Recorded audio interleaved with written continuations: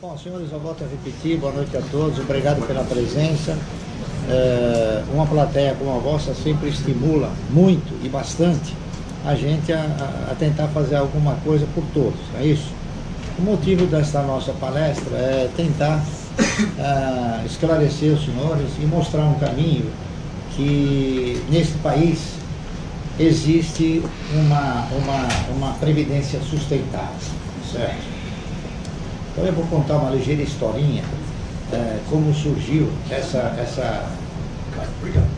proposta da gente formatar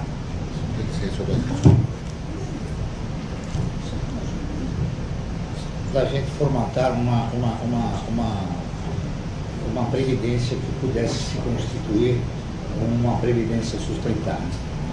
Em 1972, já fazem 50 anos aproximadamente, nós realizamos um ensaio e nesse ensaio a gente procurou demonstrar o valor da constituição de um pecúlio observando um período de 30 anos. Ou seja, peguei 10 funcionários,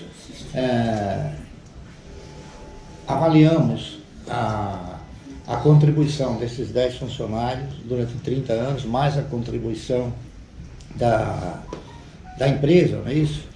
E o produto é que esse pecúlio não dava para sustentar uma aposentadoria por mais de 3 anos. Aliado a isso, a gente avaliou o seguinte, a definição de previdência é que a previdência ela é uma provedora de recursos, tá certo? E ela provém esses recursos de forma tal que ela não é para enriquecer a pessoa, é para lhe garantir uma existência digna enquanto ele viver. Só que naquela ocasião também a gente avaliava o quê? A gente avaliava que o cidadão que se aposenta como um cidadão comum de uma empresa particular, ele passava a ser considerado um aposentado diante de um processo previdenciário. Ao passo que o cidadão público, né, cidadão funcionário público, ele se aposentava e continuava com o salário. Então, naquela ocasião eu pensei o seguinte, falei, bom, a Previdência já não teria por si só, tendo apenas e tão somente a contribuição previdenciária, de se sustentar. Imagine ela tendo que suportar também e ostentar duas condições, a condição de provedor e a condição de empregadora. Porque na realidade o cidadão que se aposenta no serviço público, ele passa a receber, em termos de aposentadoria, o mesmo salário. Então o que acontece? No lugar dele vai entrar uma outra pessoa que também vai ganhar o salário. Então aquele serviço vai custar o quê? Para a sociedade vai custar 2 vezes. Então eu imaginei e falei, bom, eu acho que isso não vai se sustentar em termos de prover recursos para os indivíduos. Então eu fui analisando onde, como e por que a gente talvez tivesse que constituir algo que fosse sustentável. Então eu tive assim, pesquisando e avaliando, eu cheguei aonde? Cheguei no empresário. Então eu fui naquela época, né, avaliar os grandes empresários. E os grandes empresários, por serem pessoas que investiram na geração de riqueza, na circulação de riqueza e na distribuição dessa riqueza, automaticamente eles tinham o quê? Eles tinham uma renda mensal sustentável. Então eu imaginei o seguinte, eu acho que o caminho é eu ser, não um acionista minoritário, é eu ser um pequeno dono. Se o grande dono, ele se sustenta, por que um pequeno dono também não pode se sustentar? E baseado nisso, então, a gente estruturou uma espécie de programa, não é isso? Porque eu também não tinha recursos, então eu falei, bom, eu tenho que montar um programa para poder ter uma renda mensal. Então, o primeiro movimento foi o seguinte, bom, para mim ter uma renda mensal, o ano tem 12 meses. Se eu tiver ações de uma empresa que paga dividendo anual, eu vou ter que ter ações de 12 empresas. Se eu tiver que ter ações de empresas que pagam dividendo semestral, eu vou ter que ter 6 empresas. E assim sucessivamente. Mas, de qualquer maneira, a filosofia e a coisa foi se consolidando de forma tal que nós fomos tentando demonstrar uma postura que a gente foi progressivamente desvendando. Então, por exemplo, existe uma diferença que ela constitui uma essência fundamental entre a diferença de você adquirir um papel de renda variável através do quê? Através de você avaliar um projeto, tá certo? E quando você investe numa empresa, numa aplicação de renda fixa. Então, o cidadão que investe numa renda fixa ou aplica numa renda fixa, ele é remunerado em função do quê? Ele é remunerado em função de valor aplicado, tá certo? Então ele aplica 1.000, ele vai ganhar X% sobre 1.000. Nas ações, a gente foi avaliando uma essência distinta, ou seja, nas ações você não ganha em função de valor aplicado, você ganha em função do quê? De quantidade possuída. Então, se você tem uma ação, você vai ganhar uma vez o dividendo. Se você tem 10 ações, você vai ganhar 10 vezes. Se você tiver 1 milhão de ações, você vai ganhar 1 milhão de vezes o dividendo. Então, esse efeito multiplicador, ele está diretamente relacionado com o quê? Com o reinvestimento que você promove dos seus ganhos, mais aquilo que você tem condições de aportar. Então, o que a gente estipulou foi o quê? Foi um programa constituído de metas essas que foram sendo suplantadas e, consequentemente, elas foram gerando aquela renda mensal, que hoje a gente pode dizer que não só eu alcanço isso, qualquer um pode alcançar. Basta que ele siga o quê? Que ele siga um princípio de disciplina e de paciência, porque isso não se consegue em um dia, em um mês. Isso se consegue ao longo de um período de investimentos. Então é um programa de peso, um programa de muitos anos, tá certo? Agora, evidentemente, hoje a gente tem uma configuração também bastante importante. Por exemplo, a pessoa já tem condições de adquirir uma carteira imediatamente. Basta que ele compre uma quantidade de ações e ele disponibilize um valor maior. Como a maioria não tem isso, então ele vai o quê? Ele vai observar um programa, vai observar um time para poder constituir essa carteira de renda mensal. Carteira de previdência, o mercado acabou apelidando, porque na verdade o foco foi sempre constituir uma carteira para que pudéssemos ter uma renda mensal. Então eu tenho dito o seguinte, quando você formata, quando você consegue edificar uma carteira de renda mensal, isso daí não deve ser encarado como uma aplicação que vai originar a venda desse papel. Ele tem que ter o quê? Ele tem que ter uma consistência. E previdência a gente sempre olha ao longo de 30 anos, certo? Então quando a gente desenvolve e busca essa carteira de previdência, a gente tem que ter os papéis que constituem essa carteira de forma tal que elas produzam sempre a tua renda mensal. Está correto? Então, nós tivemos o quê? Nós tivemos períodos em que o mercado nos proporcionou possibilidades excelentes, né, de comprarmos papéis que integrassem essa carteira.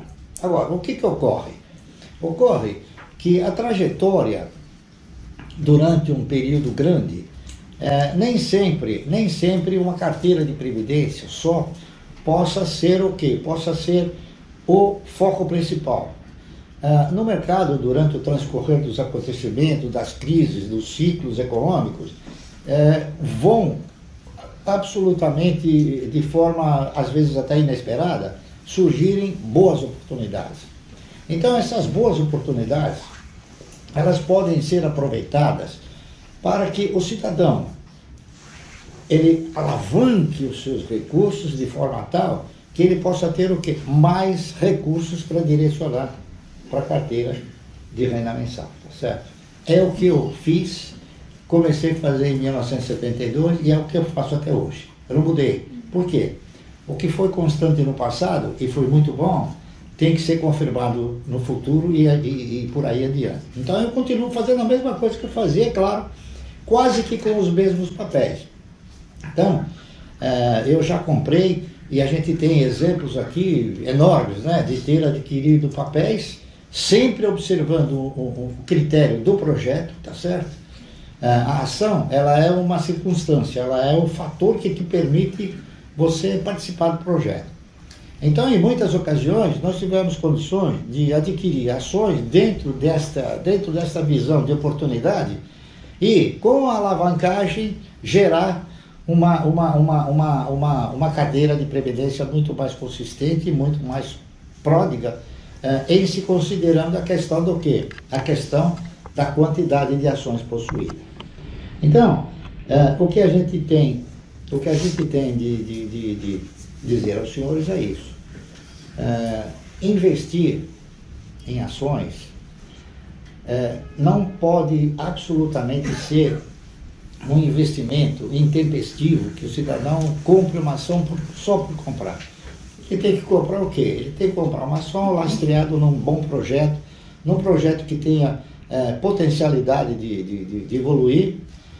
E existem boas empresas no nosso mercado de capitais que ostentam essa condição. E existem outras que às vezes se constituem em projetos ainda melhores.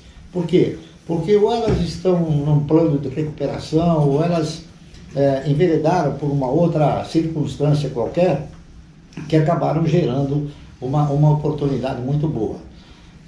Recentemente a gente teve alguns projetos que a gente avaliou, um deles foi a Unipar, a Paranapanema, a Bematec, a Providência, não é isso? A própria Suzano custava R$4, hoje custa R$32, R$33. A Locamérica, mais recente. Enfim, esses papéis todos são papéis de oportunidade, são papéis que a gente adquire com o sentimento de gerar uma alavancagem e com essa alavancagem, então, você abreviar a constituição da sua carteira. Então é isso que eu queria falar para os senhores. E dito isso, então eu gostaria de abrir nosso bate-papo aqui com perguntas que os senhores eventualmente possam ter dúvidas, para a gente tentar, da maneira mais precisa possível, responder. Ok? Então vamos lá. No caso para o projeto, assim, em que momento do projeto que entra e como avaliar, como avaliar o projeto, como saber que ele tem um potencial de evoluir? Olha, isso daí, eu vou até dar um exemplo muito prático. Para você poder avaliar o projeto, evidentemente você tem que ter o quê? Uma experiência, né? Uma cultura, enfim, você tem que ter um elenco de conhecimentos que te proporcionem a possibilidade de você avaliar o projeto. Você tem que tentar desvendar os projetos através do quê? Através de leitura, através de participação no mercado, através de informações, enfim. Né? O mercado ele é pródigo nisso. Ele é pródigo em boatos e em projetos também. Né? Então, você para avaliar um projeto, você tem um sem número de elementos a serem constituídos e serem avaliados. Enumerar todos eles é difícil, porque cada projeto tem a sua particularidade, tá entendendo? Mas o mais importante em você avaliar, você tem que primeiro considerar o seguinte: qual o setor de atividade que a empresa está? Tá certo? Existem setores de atividades que não são perenes, tá certo? Aliás, que são perenes, mas as empresas não conseguem essa perenidade. Por exemplo, o setor de aviação é um deles. Você pega como exemplo, dificilmente uma empresa de aviação, ela não nasce para quebrar. A mesma coisa acontece com empresas de turismo, tá certo? Construtoras. São empresas que têm um determinado patrimônio, mas que não depende só da gestão da empresa. A empresa de aviação, por exemplo, depende do aeroporto, depende do combustível, depende da tarifa, depende de um monte de coisa, né? Que o gestor não tem condições de avaliar tudo, de e de firmar isso para a empresa, tá certo? Então tem que se avaliar tudo isso. Agora, projeto, você vai olhando todos os projetos, não é isso? Você vai examinando sistematicamente. Então existem, por exemplo, alguns que a gente considera ser um projeto, que são empresas que tiveram uma progressão de cotação. Eu dou um exemplo da Transmissora Paulista de Energia Elétrica, não é? Ela, mais ou menos, na questão de uns 5, 6 anos passados, ela custava R$16. Então, como é uma empresa que paga bons dividendos e está num setor de atividade muito bom, um setor de transmissão, que é um dos segmentos que compõem o setor de energia elétrica, que é geração, transmissão e distribuição, ela teve uma progressão no mercado em função do quê? Em função de resultados, em função de crescimento de linhas, tá certo? Ela foi tendo resultados e ela chegou aonde? Eu tinha essas ações aí, que eu tinha comprado a 15, R$16, mas quando ela chegou a R$64, eu já interpretei que talvez eu devesse pegar um valor mais alto para comprar um papel mais baixo. Por quê? Porque eu ia comprar quantidade maior. Essa essência você não pode abandonar. Você tem que perseguir. Então, o que ocorreu? Ela prosseguiu e agora, recentemente, mais precisamente este ano, ela processou um desdobramento. Então, o que aconteceu? Quem tinha uma ação ganhou 3 de presentes. Então, ela estava R$78 dividido por 4, ela reajustou. Ela não caiu de preço, ela reajustou. Porque as pessoas, às vezes, interpretam que o papel custava 78, está 19, então ela caiu. Não foi, ela reajustou. E hoje ela está 24, R$25. Então, se você pegar os R$25 e multiplicar por 4, é R$100. É mais do que os 78 que estavam há 3, 4 meses atrás. Então, essa é uma outra trajetória que se detecta no mercado, né? Se avalia e se a gente programa, né? Para ver até onde ela possa novamente voltar por os R$80, que existe essa possibilidade. Então, avaliar um projeto é sempre correr atrás dos projetos. Essa aqui é a verdade. Mais alguma pergunta? Deu para responder? Obrigada. Vamos lá. Eu gostaria de saber qual que é a sua opinião sobre o contrato da BB Seguridade com o Banco do Brasil, sendo que é um contrato de 20 anos. Se isso não pode ser alguma fraqueza, algum problema que pode vir a ocorrer em 2034 com a empresa. A gente tem o exemplo da Múltiplos, Smile, que fechou capital, porque ela dependia do contrato com a TAM. Eu queria saber qual que é a sua opinião sobre esse contrato da BB Seguridade. Bom, eu acho, a minha opinião em relação à BB Seguridade é que ela foi criada para gerar emprego, certo? Ela nunca deveria ter saído de dentro do Banco do Brasil. Por quê? Ela foi criada para gerar diretoria, conselho, entendeu? E para gerar uma outra quantidade de ações que pudessem ser, vamos supor, avaliadas e melhoradas fora do banco. Mas eu acho que um dia talvez ela volte para o banco. Essa é a minha opinião. Ela volta a ser o quê? Porque ela foi separada do banco, não é isso? Então é um ativo que ela não tem. Ela usa o ativo do banco. Ela só foi separada para quê? Para beneficiar estruturas. Provavelmente, talvez a Previ tenha sido muito bem beneficiada com isso, é isso?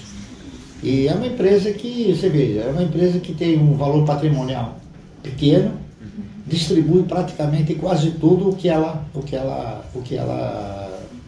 tem de resultado. Por quê? Porque ela está distribuindo esses resultados para a própria estrutura de onde ela pertenceu.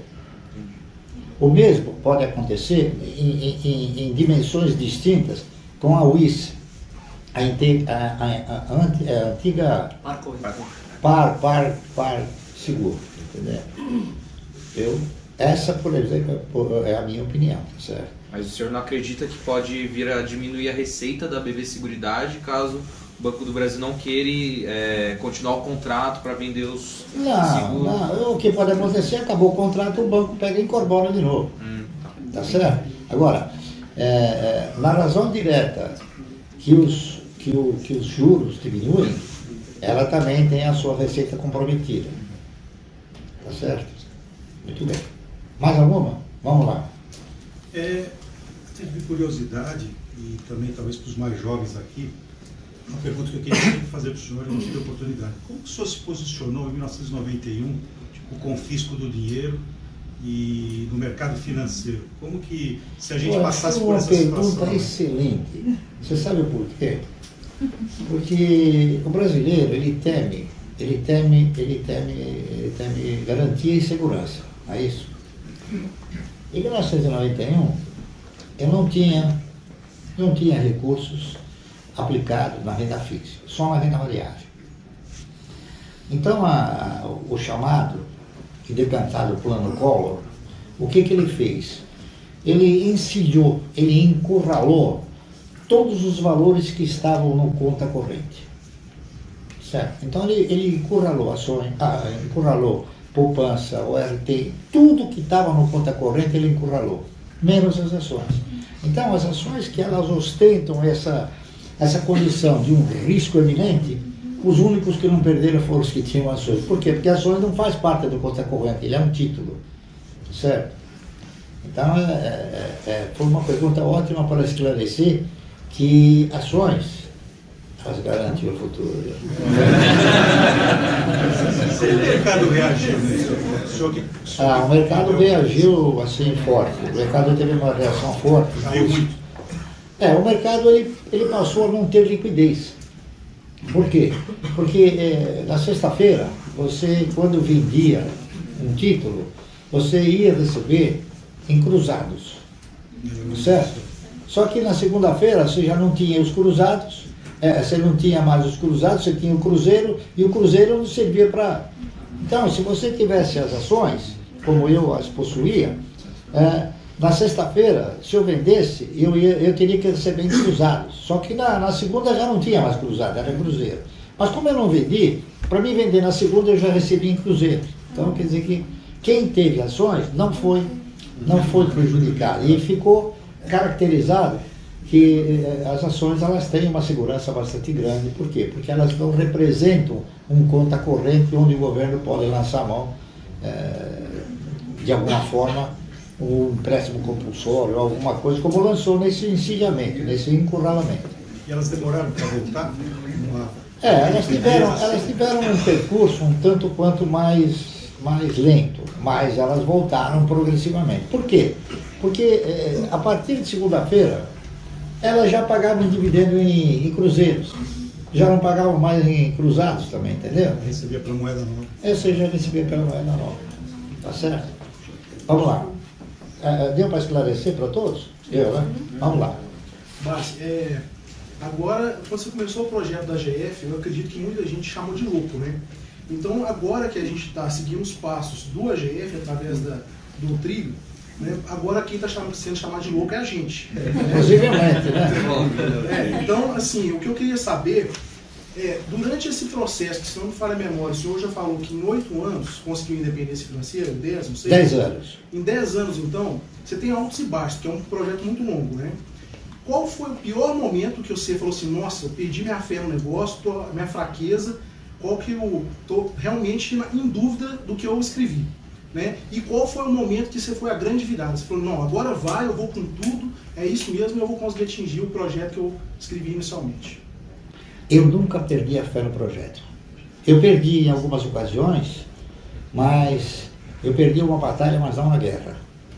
Então, quando eu estruturei o projeto, eu tinha certeza absoluta de que ele seria um projeto viável, consistente, que ia me render frutos capazes, né, de me assegurar uma renda mensal boa. Eu já tive perdas, certo? Mas eu nunca perdi aquilo que eu coloquei. Eu perdi o que eu ganhei, parte daquilo que eu ganhei. Por exemplo, eu perdi toda a minha posição de ações de um banco que se chamava Banco do Progresso. O apelido dele era Banco da Bandeira, porque na bandeira está escrito Ordem e Progresso, né? Então, eu perdi todo, eu tinha 10% do banco, mas era um banquinho assim, pequenininho. Então, 1 milhão de ações era 10% do banco, tá entendendo? E que eu comprei com o quê? Eu comprei com o produto de dividendos. Então, na verdade houve perdas, né? Eu perdi no Banco Nacional, né? Eu perdi no Banco Econômico, e o Banco Econômico, eu consegui constituir uma carteira do Banco Econômico, utilizando, não descobrir a América, tá entendendo? Simplesmente lendo uma ata. O Banco Econômico, ele chamou uma subscrição, eu não me lembro se era 1,20, 1,30, tá certo? O papel custava 70 centavos. Eu falei, pô, como é que o camarada achou uma subscrição a 1,20, 1,30 e o papel está 70 centavos? Ninguém vai fazer, né? Eu imaginei. Mas depois, é muito importante você não ler o título, você ler o texto. Aí eu li a ata e num período em que houve um período inflacionário forte, aquela subscrição era para ser paga em 10 vezes sem juros e sem correção. Falei, bom, eu acho que isso aqui o cidadão preparou para ele comprar, né? Então, até que foi interessante ele manter o papel baixo para ninguém fazer a subscrição. Então eu peguei e falei, eu vou fazer essa subscrição porque, pô, eu pagar em 10 vezes, não é isso? Então eu cheguei no departamento de ações, que era aqui na Rua João Brícola, onde hoje é a Bolsa.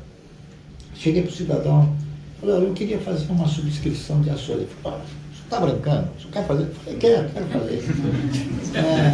Mas o senhor tem certeza do que o senhor está falando? O papel 1,30, 1,20, se me falha a memória, 70 centavos. Eu falei, não, mas eu quero fazer.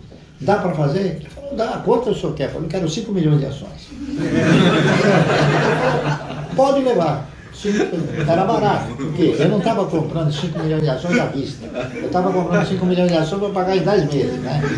Então, eu fiz uma leitura, produzi uma leitura naquilo lá, que alguma coisa estava lá que eu não estava conseguindo desvendar. Mas depois eu acabei consolidando. Por quê? Claro que essa subscrição foi preparada para os controladores, não teve dúvida nenhuma, certo? Por quê? 3 meses ou 2 meses depois, o Banco Econômico pagou um dividendo de 30 ou 40 centavos, então já pagou 4 ou 5 parcelas. Aí depois de mais 6 meses ele pagou um dividendo de mais 70 ou 80 centavos, pagou a subscrição. Então, quer dizer, eu comprei 5 milhões de ações pagas pelo próprio banco. Tá certo? Então, o que eu perdi? Não perdi nada. Tá certo? Por quê? Porque muitas vezes eu recebi dividendo do banco e aportei em outros lugares. Então é projeto também, tá certo? Tudo isso é projeto. Então, o importante é você desvendar onde está esse projeto através do quê? Através de pesquisa, de leitura, de informação, tá certo? Deu para... E qual foi a virada? Que você falou, realmente está dando certo? Não, mas nunca houve assim uma virada, tá entendendo? De falar, não, hoje isso aqui foi a virada. O que eu sempre deixei de lado foi dar importância para o patrimônio. Então, diríamos o seguinte, eu comprei uma ação uma vez, até eu estava contando aí para o pessoal, uma vez eu entrei num leilão para comprar umas ações da Camargo Correia, isso já faz 30 anos, não é isso?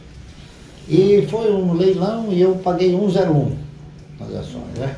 Até houve uma contestação, enfim. Eu não me lembro quanto tempo depois eu vendi essas ações a 10 mil reais cada uma. Então, mas não foi a grande virada, porque foi uma quantidade pequena de ações, entende? Então, a gente teve, mesmo porque não tinha condições de comprar um monte de ações naquele preço, não é isso? Então, alguém um dia chegou para mim e falou, Barsi, porque houve uma pressão sobre mim para mim abrir o negócio, né? Para mim deixar de ter comprado essas ações. Então o diretor da corretora chegou e falou, Barsi, por que você comprou essas ações da Camargo Correia? A Camargo Correia depende do governo. Eu falei, bom, essa é a sua opinião. A minha opinião é que o governo depende dela. E realmente, para fazer a ponte Rio-Niterói, só foi a Camargo Correia que conseguiu fazer, não é isso? E outros projetos mais. Então, aconteceram perdas, mas foram perdas sustentáveis também.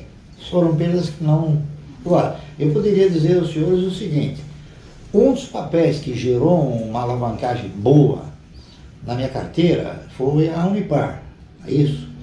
Que a Unipar, a gente tem uma quantidade grande de ações, elas chegaram a custar 25 centavos e de 25 centavos elas pularam para R$52. Então, se você for fazer uma avaliação de diferença de patrimônio, é uma coisa fantástica, né?